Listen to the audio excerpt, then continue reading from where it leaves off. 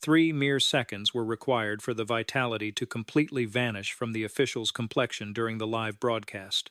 It was that undeniable instant when an individual comprehends that their carefully constructed narrative is disintegrating before their eyes.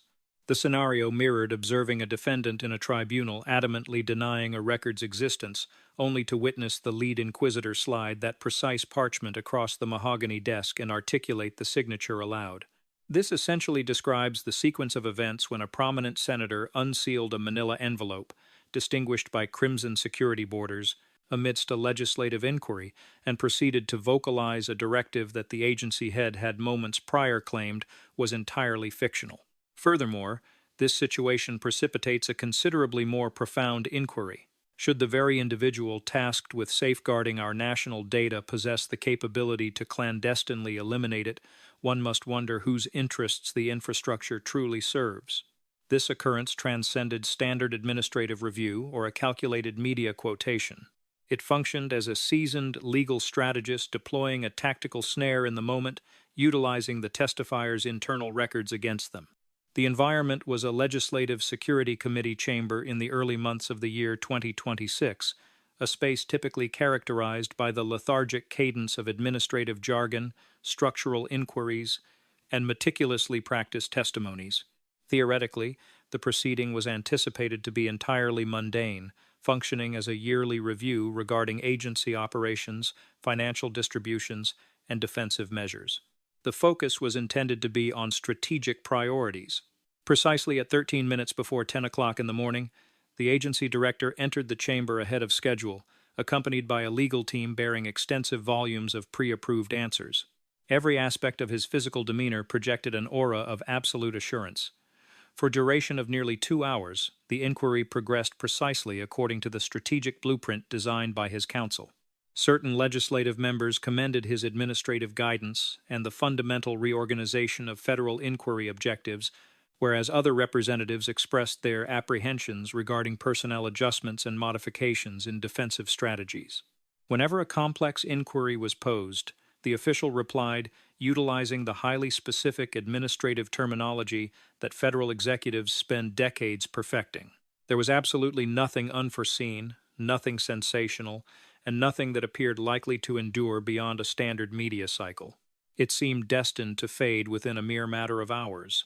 However, just before noon, the presiding official formally acknowledged a specific senator, and the ambient energy within the space shifted in a manner that veteran political analysts identified instantly. This particular legislator possesses a reputation within the Capitol that is highly distinct and inherently perilous for any individual occupying the opposing witness chair. He famously refrains from posing inquiries unless he is already in possession of the definitive response. Prior to his tenure in the legislative body, this individual dedicated years serving as a federal legal advocate, constructing intricate legal frameworks against organized syndicates and sophisticated financial conspiracies.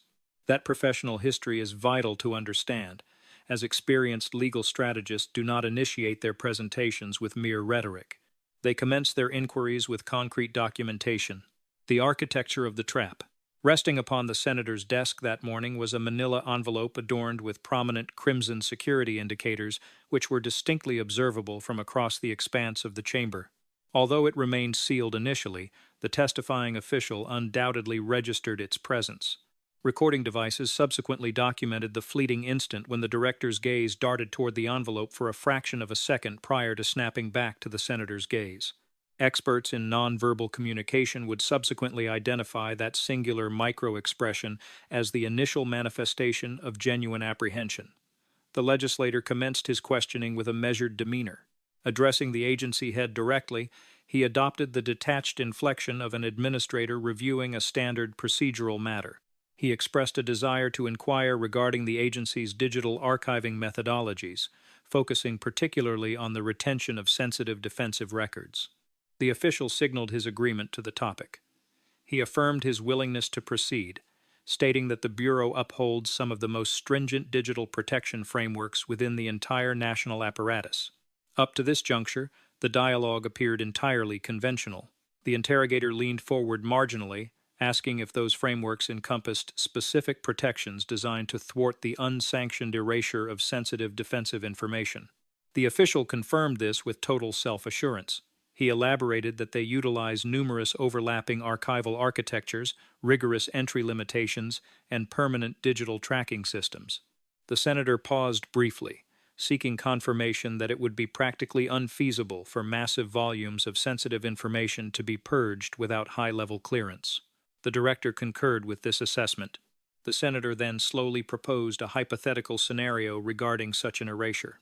He suggested there would inherently be a permanent log indicating the authorizing party, as every administrative maneuver necessitates digital verification. The director acknowledged the necessity of electronic validation. He further emphasized that such digital footprints are maintained in perpetuity. That was the precise instant the tactical snare was fully engaged. The legislator unsealed the manila envelope with surgical exactitude and extracted the initial piece of evidence. Addressing the director, he elevated the parchment so that the broadcasting lenses could clearly capture the agency's official crest and the restricted access designations. He inquired whether the official was acquainted with a specific internal archiving analysis, referencing a distinct numeric identifier and a date in late autumn of the previous year. For the initial time during the morning session, the official demonstrated hesitation, his brow furrowed in visible concentration. He stated that, without physically reviewing the paper, he was unable to provide insights regarding particular organizational memoranda. The senator elevated the paper a fraction more. He offered to reinvigorate the official's recollection and commenced reading aloud. The recital began with a formal address to the agency head. The text served as a notification regarding an unparalleled digital vanishing event that transpired over a 2-day period in early November. The atmosphere within the chamber grew profoundly still. Roughly 2.5 massive digital storage units containing sensitive defensive information had been irrevocably purged from the Bureau's central mainframes. This action utilized executive bypass mechanisms that strictly mandated authorization from the highest administrative echelon. The legislator refrained from elevating his volume. He merely proceeded to articulate the text, sentence by sentence. The eradicated documents encompassed over 800 sensitive dossiers pertaining to external persuasion campaigns during the recent executive handover phase. Furthermore, the loss included over 2,000 captured dialogues between external operatives and domestic individuals of note. Additionally, nearly 20,000 monetary exchange logs were included in the purge. These records had been marked for possible unauthorized representation infractions alongside hundreds of testimonial transcriptions.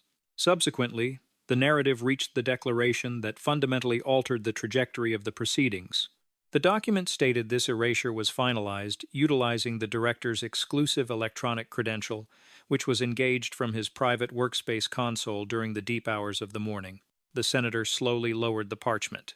He characterized the event as the most substantial, unresolved disappearance of sensitive information in the agency's operational past. Across the expanse of the mahogany desk, the official's complexion noticeably lost its color. The physical transformation was so pronounced that journalists stationed in the furthest seating tiers could observe the alteration. His extremities initiated a subtle tremor. A member of his legal counsel leaned in, communicating a frantic, hushed message. However, the director's gaze remained transfixed upon the evidence. He stared intensely at the paper held by the interrogator, who was far from concluding his presentation. The most catastrophic piece of evidence within that manila envelope had not yet been introduced to the assembly. Upon its revelation, the specific individual identified within the text would transform a mere digital anomaly into a profound inquiry regarding interference, secure harbor provisions, and a highly recognizable former defense consultant. The ensuing sequence of events represents the exact caliber of scenario that legal strategists fantasize about, yet seldom experience in a live setting. Up until that precise juncture, the narrative might still have been rationalized as a catastrophic digital misinterpretation. It could have been dismissed as a bureaucratic blunder or a single memorandum stripped of its surrounding narrative. The disintegration of plausible deniability. The vanishing of such an immense volume of sensitive defensive intelligence from central mainframes during the earliest hours of the morning is inherently highly irregular. Nevertheless, massive administrative bodies possess an infinite reservoir of justifications when systems fail. Automated categorization routines, mainframe relocations, and scheduled systemic upkeep are the typical defenses deployed by executives facing difficult technological inquiries. Yet, the inquiring senator was not done laying out the evidentiary trail. The subsequent parchment concealed within that crimson-bordered envelope was destined to obliterate any theory relying upon a simple software malfunction. The legislator deliberately rested the initial communication upon his desk and extended his hand toward the envelope once more. The recording lenses within the space adjusted their focus. The visual recording devices drew nearer to the subjects. Seated across the formidable barrier, the official's hands were currently interlocked with immense pressure. The involuntary quivering was now significantly more apparent than it had been previously. It was the specific type of somatic response individuals manifest when acute stress hormones and profound dread intersect simultaneously. The senator elevated the secondary piece of evidence. Maintaining his measured tone, he expressed his intention to present the panel with an additional artifact originating from the exact same temporal window. He positioned the parchment to allow the visual feeds to capture the official authorization header, dated just days prior. The ambient noise in the chamber diminished further. Even the legislative aides who had been diligently transcribing the proceedings paused their furious typing. The legislator resumed his address. He noted that the artifact displayed the official's electronic verification seal, sanctioning urgent, restricted secure harbor status and a protective escort. This extraordinary measure was afforded to an individual whose identity surfaced incessantly within the sensitive dossiers that were purged a mere 48 hours subsequently. The interrogator allowed a strategic pause, permitting the profound silence to expand. He then stated the identity of the individual in question.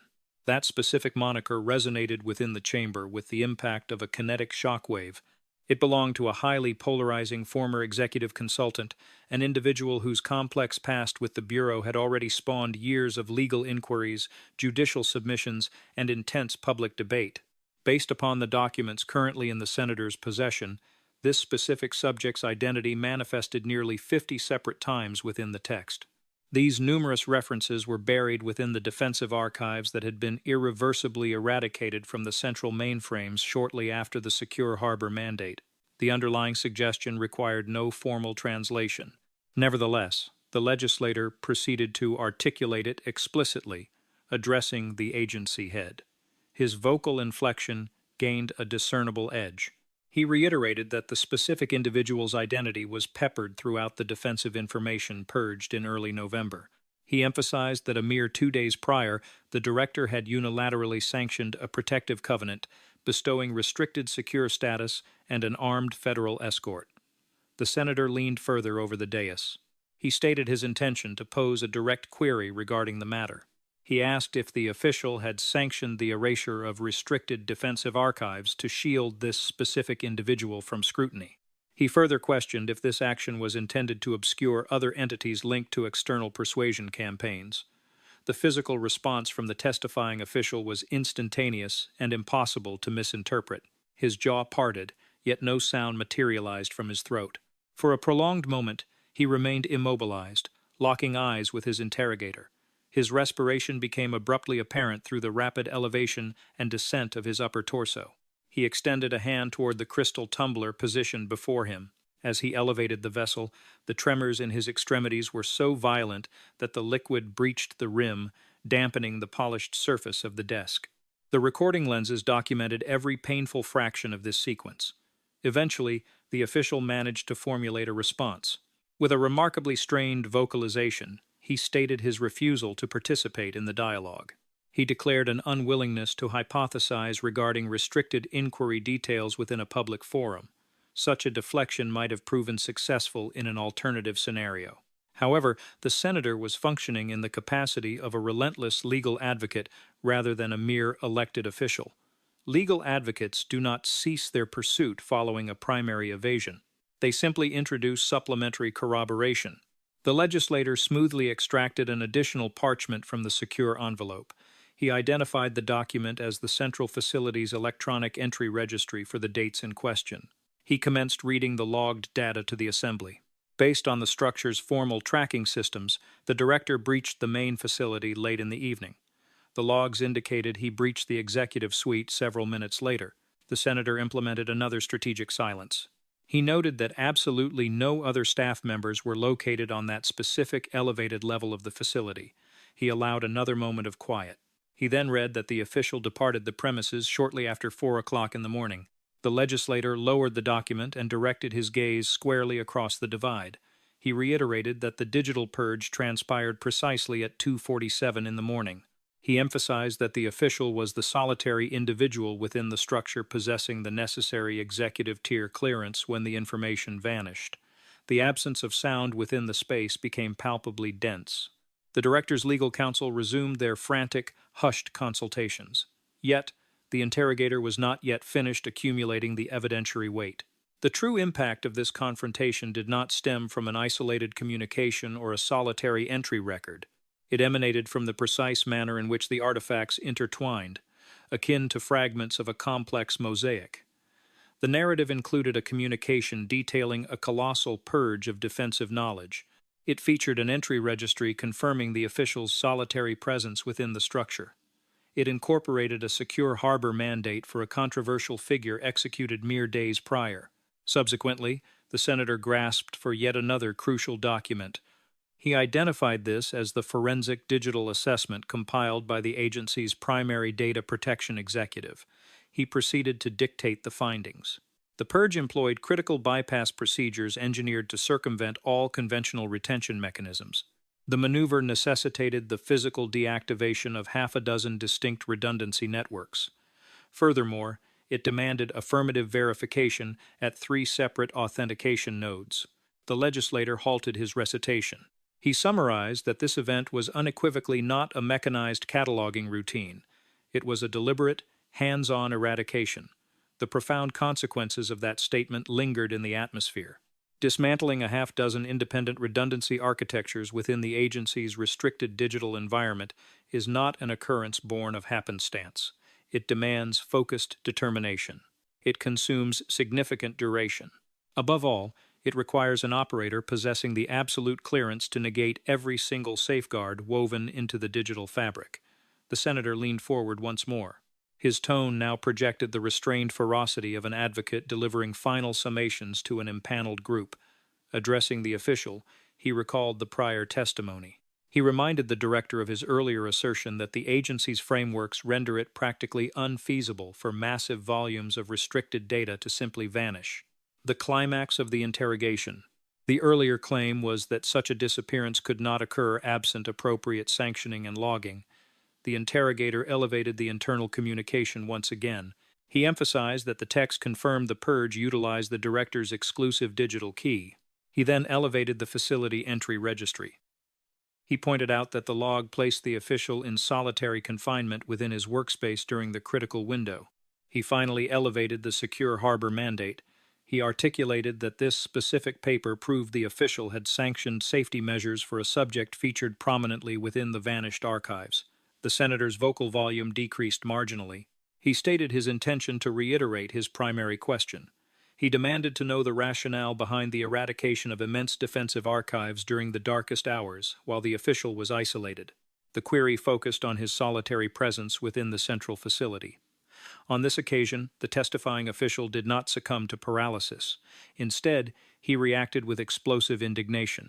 He forcefully declared the trajectory of the inquiry to be entirely unacceptable.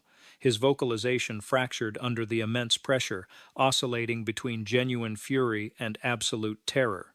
He accused the legislator of intentionally distorting internal dialogues and militarizing standard protocols to fabricate a fictitious storyline. The senator maintained his composed demeanor, refusing to elevate his volume. He simply extended his hand toward the manila envelope once again. He stated softly that comprehensive perspective was precisely what he intended to supply. He extracted an additional piece of parchment. He cited a specific defensive inquiry dossier regarding concealed external engagements linked to the executive handover personnel. He produced another sheet. He referenced a dossier detailing external intelligence dialogues. These dialogues involved domestic strategic advisors. He revealed yet another page. This one cited a monetary intelligence dossier outlining obscure fiscal movements from external sources to domestic factions during the critical transition phase. With the vocalization of every distinct numeric identifier, The official visibly diminished in physical stature within his seat. Subsequently, the legislator reached for the culminating element of the complex mosaic.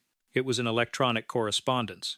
This specific transmission had been dispatched in late October by the agency's secondary commander. The senator began to dictate the text. The message strongly counseled against any maneuver that might jeopardize active defensive inquiries. The correspondence noted that the defensive branch had cultivated robust proof of unauthorized representation infractions and possible covert intelligence gathering operations. The legislator proceeded with the dictation. The text explicitly warned that any disruption of these inquiries might legally qualify as willful interference. The sender formally recorded their vehement objection to any suggested alterations of the digital archives. The senator delicately positioned the correspondence upon the mahogany surface. He noted quietly that a mere 5 days subsequent to that warning, a colossal volume of defensive intelligence evaporated from the central mainframes. In an instant, the narrative unfolding within the chamber ceased to resemble a mundane debate regarding digital maintenance protocols. It transformed into a profoundly different paradigm entirely. Whenever a national executive eradicates active inquiry dossiers, subsequent to receiving formal caution that such an action may represent illicit interference, the core issue transcends mere digital archiving. The central focus definitively shifts toward the fundamental application of the law. The entire assembly of legislative members and their dedicated aides recognize this shift. The assembled journalists and the recording devices collectively grasped that an invisible boundary had been breached. This proceeding was definitively no longer a standard administrative review. It had metamorphosed into a formal indictment, buttressed by physical records, temporal markers, and authorized seals. Consequently, the individual positioned behind the defensive barrier was rapidly exhausting his supply of plausible justifications. The element that rendered the scenario truly exceptional was not solely the physical evidence. It was the real-time evolution of the underlying narrative within the chamber. Up until that specific juncture, the unfolding events might still have been characterized as a standard ideological clash between a legislator and an appointed executive. The capital city has witnessed countless iterations of such predictable theatrics. However, the moment the secondary commander's electronic correspondence was formally introduced, the context shifted away from mere ideology toward a significantly graver reality. The chronological sequence of events suddenly became paramount. In late October, the secondary executive issued a documented caution that modifying defensive archives might represent illicit interference. During the initial days of November, the director personally sanctioned Secure Harbor for a highly controversial figure. Merely 2 days following that mandate, during the deepest hours of the morning, a massive trove of defensive intelligence was intentionally purged while the director occupied the facility in total isolation. When these distinct occurrences are aligned sequentially in that precise manner, the nature of the inquiry fundamentally changes. It ceased to be a matter of technological mechanics. The situation adopted a distinctly ethical dimension. That ethical realm is precisely the direction the senator expertly navigated the dialogue. He refrained from launching an immediate, secondary accusation.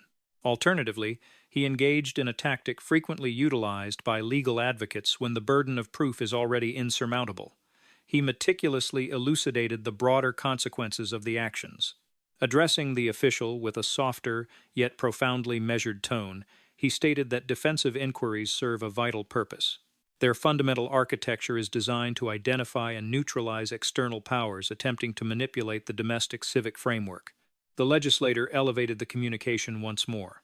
He emphasized that the vanished archives did not comprise trivial bureaucratic logs. They harbored substantive proof. Locking eyes with the official, he reiterated the presence of concrete proof regarding clandestine dialogues.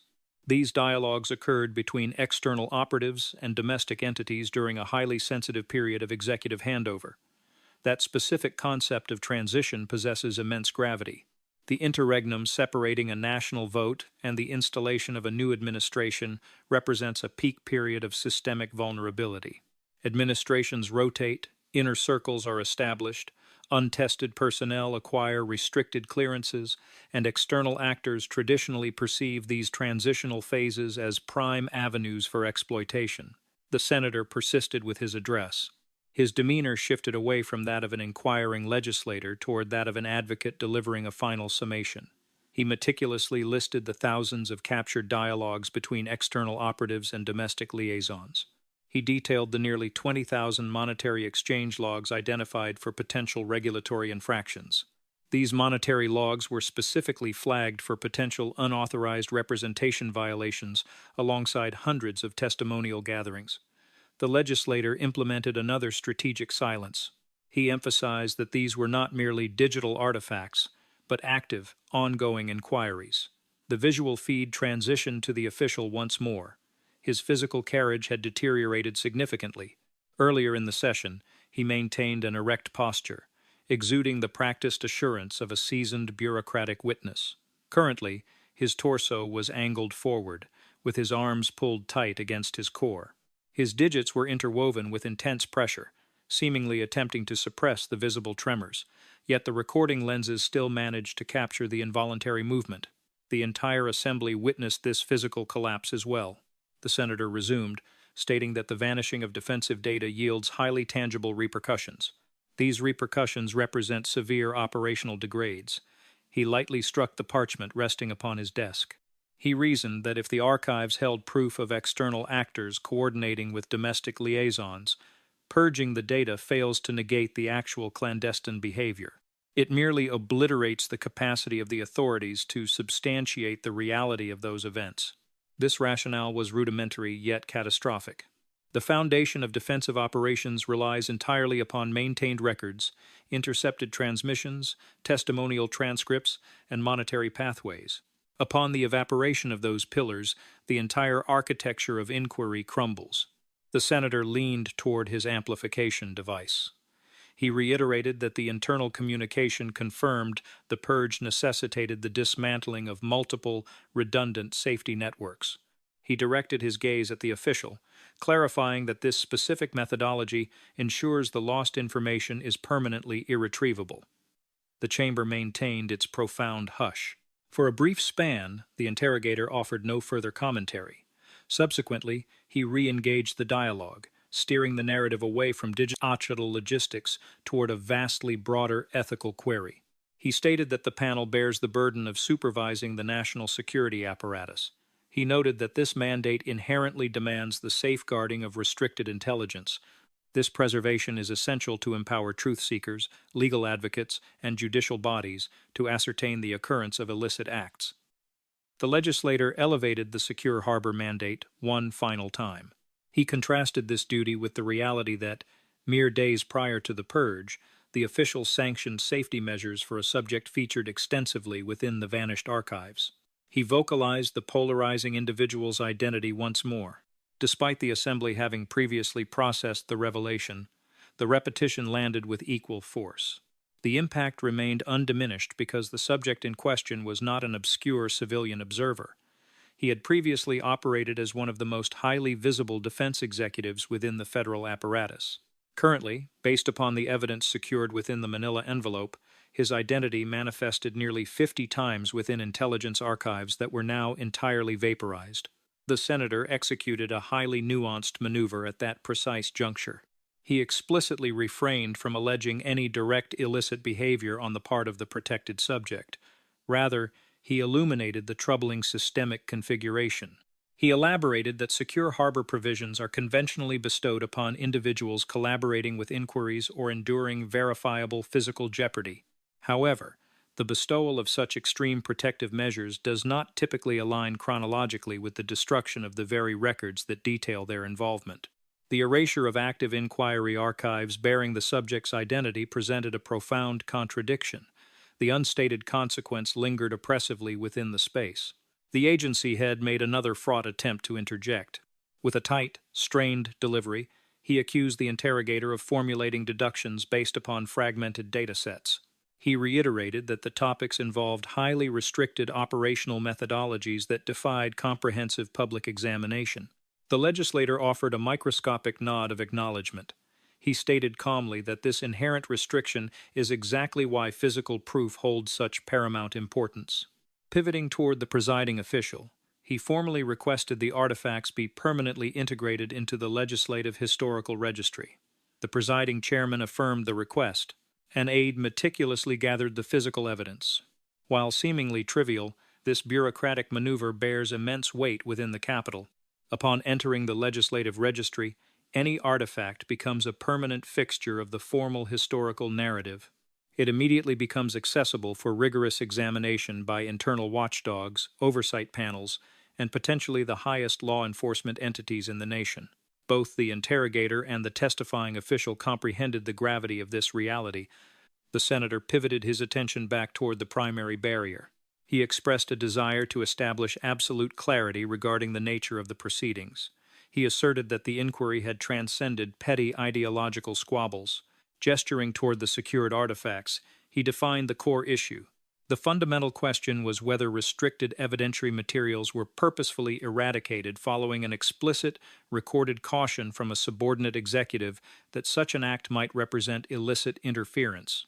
That specific term landed with tremendous weight, given its highly specialized legal definition. In the realm of national jurisprudence, the concept possesses highly specific parameters.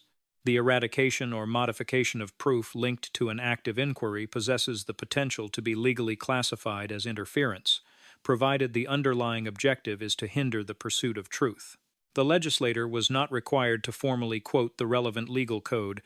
Every individual occupying the chamber fundamentally grasped the severe implication. It was precisely at this moment that the proceeding transitioned from a mere presentation of facts to an exploration of profound consequences.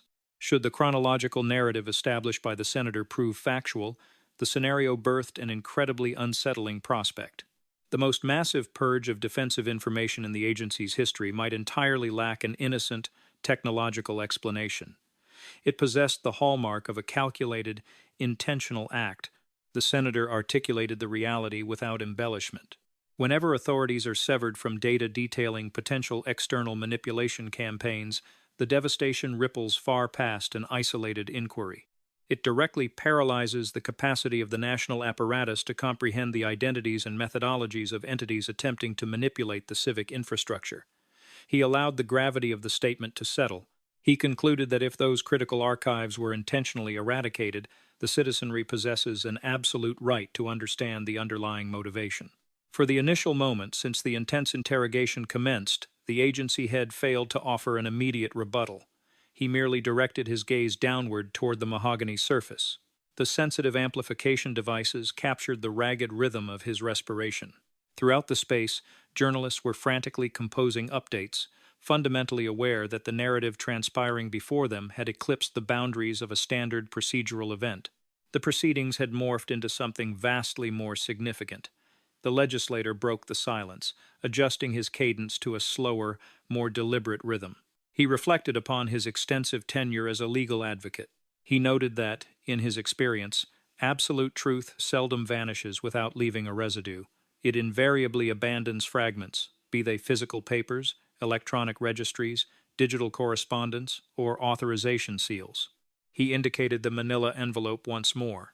He asserted that, on this specific day, those lingering fragments articulated an undeniably lucid narrative. The atmosphere within the chamber felt fundamentally altered. The ambient pressure noticeably increased. Every observer comprehended that the events they were witnessing would likely not be contained within those four walls.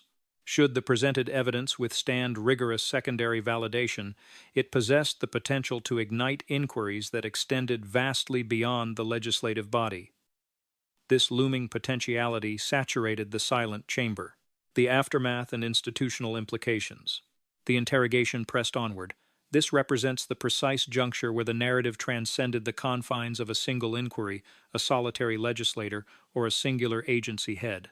It evolved into a profound query regarding whether the fundamental architecture of governance continues to operate according to public expectations.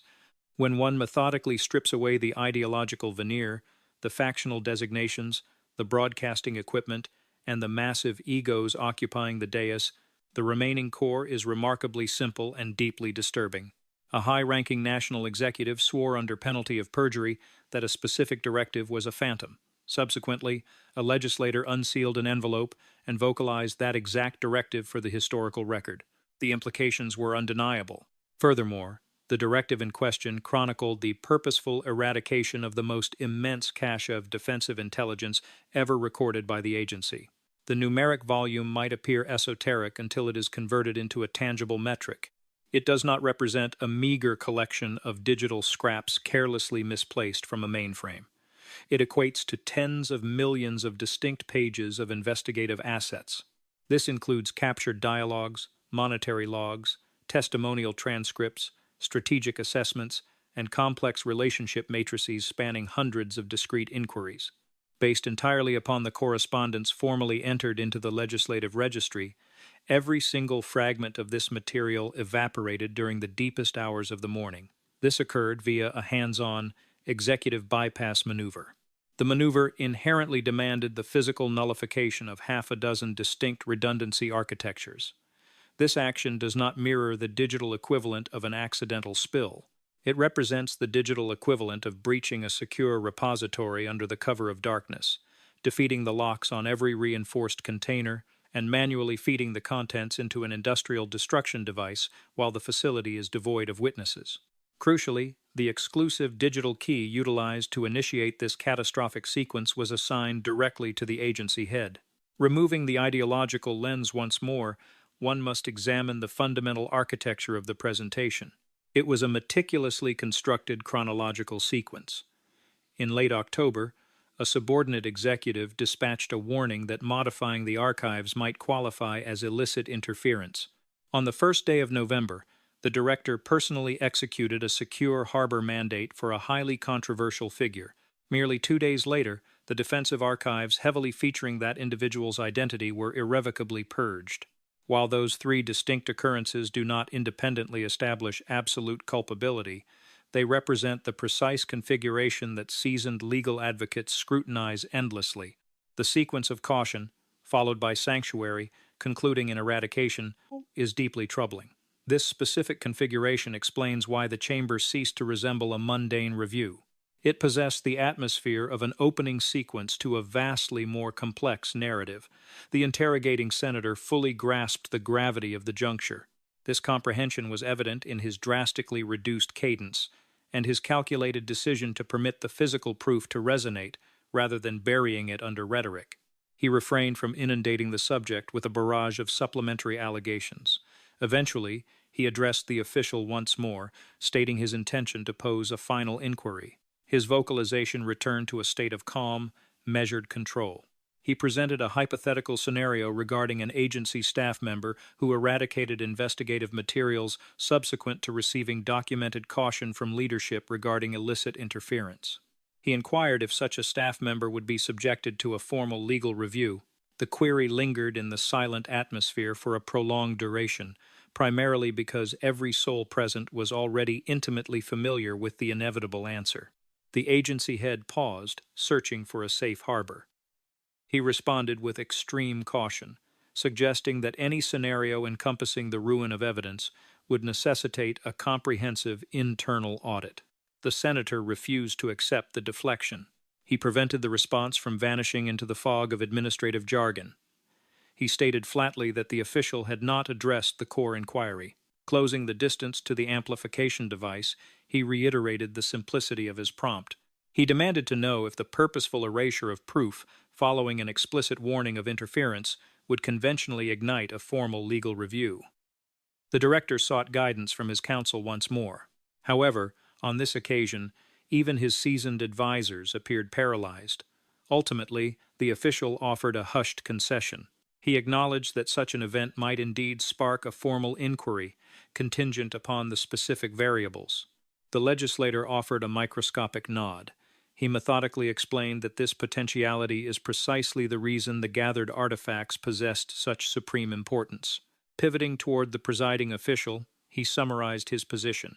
He declared that the materials exhibited during the session elevated profound anxieties concerning potential illicit interference and the willful ruin of national evidentiary archives. He implemented a brief pause before delivering his final maneuver. He formally petitioned the highest federal legal authority to launch an official probe into the purging of the defensive archives and the systemic bypass that facilitated the event. On its surface, the petition was a mere procedural formality. Nevertheless, the underlying magnitude was catastrophic. Whenever a prominent legislator formally requests the highest legal body to investigate the active commander of the primary investigative agency, the entire Capitol ceases to pretend the proceedings are merely theatrical. Throughout the chamber, journalists were frantically dispatching critical bulletins. Editors worldwide were receiving the updates. Digital recordings of the officials' visceral reactions were proliferating rapidly across networks prior to the session's formal conclusion. The specific fraction of time where his complexion entirely failed him, the violent tremors rattling the crystal tumbler, and the suffocating silence as the internal communication was vocalized, were all immortalized. These visual artifacts propagated with vastly greater velocity than any formal transcription ever could. They collectively amplified a central query that no polished bureaucratic release could adequately neutralize. The public demanded to know why an agency commander would eradicate massive volumes of defensive intelligence under the cover of darkness. The session itself failed to untangle that specific knot. However, it achieved something of parallel significance.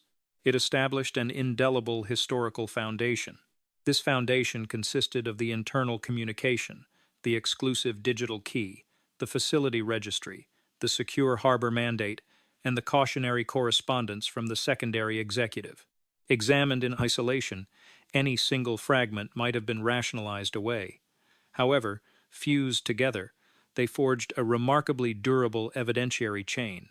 This is precisely why the ethical gravity of the scenario vastly outweighs any ideological squabbles. Defensive inquiries do not exist to insulate ideological factions. Their sole purpose is to shield the nation from external manipulation and clandestine subversion. If the foundational records of such inquiries can be vaporized by a solitary digital key, the fundamental architecture of institutional responsibility fractures. Consider the immense human capital invested. Reflect upon the dedicated field agents who dedicated seasons to cultivating those intercepted transmissions.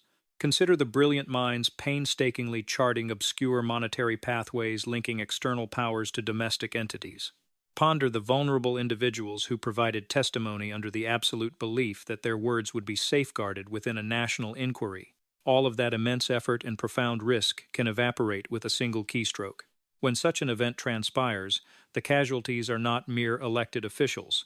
The true casualties are absolute truth and the citizenry's fundamental right to comprehend reality. That is the specific facet of the narrative that resonates profoundly outside the Capitol's borders. Faith in foundational structures rarely shatters instantaneously. It decays incrementally over time. This decay accelerates when the populace perceives that the legal framework mutates based upon who wields authority. When the very guardians of truth obliterate proof, the common citizenry inevitably registers the discrepancy. When executives swear under oath that records are fictional, only to have those exact records materialize from a crimson-bordered envelope, the populace pays close attention. Ultimately, those observers begin formulating deeply inconvenient inquiries. These queries resonate vastly wider than the confines of a single legislative chamber. They demand to know who profits from the vanishing of defensive archives. They ask who was receiving sanctuary. They wonder who was being muted. Perhaps the most terrifying query of all questions whether a framework of rules remains legitimate if it only binds those lacking influence. That profound uncertainty overshadows the entire narrative. The true focal point is not whether one specific legislator publicly humiliated an agency head. It is entirely irrelevant whether one ideological tribe secured a tactical victory over their rivals. The genuine crisis centers on whether the foundational bodies engineered to protect the nation retain the capacity to protect reality itself. If restricted inquiries regarding external manipulation can simply evaporate into the ether without justification, then foundational responsibility transitions into a mere suggestion. When responsibility becomes a choice rather than a mandate, the entire apparatus ceases to represent equity and devolves into mere performance art. Consequently, the narrative escapes the gravity of that specific chamber, leaving the amplification devices and visual recording arrays behind. It transitions into an operational space where rigorous auditors, internal watchdogs, and dedicated legal advocates must eventually converge. They will be forced to confront a remarkably straightforward yet inescapable query. They must ascertain the true motivation behind the eradication of those archives. Until a satisfactory resolution is achieved, that manila envelope bearing the crimson security indicators will persist as an emblem of a highly unusual phenomenon within the Capitol. It represents a profound instance where the physical parchment commanded a greater volume than the spoken oath. If you have absorbed this comprehensive analytical review, allow yourself a moment to deeply consider the implications of the presented information. Narratives of this magnitude only carry weight if the populace remains vigilant. If you extracted value from this deep dive, please consider engaging with the content physically to expand its reach. Feel free to contribute your perspectives regarding the true fate of those vanished digital records. Distribute this presentation among your peers who maintain an active interest in the integrity of our national defense structures. Consider establishing a permanent connection to this platform, as we are committed to meticulously tracking every subsequent evolution of this complex saga. We will monitor the ensuing inquiries, the official rebuttals, and the profound mysteries that continue to linger unresolved. This dedication is crucial because absolute truth rarely manifests within the polished cadences of a prepared oration. Occasionally, it materializes from an unassuming envelope resting upon a mahogany surface, a stark temporal marker within a digital registry, and an official who experiences the catastrophic realization that the incontrovertible proof has already been laid bare.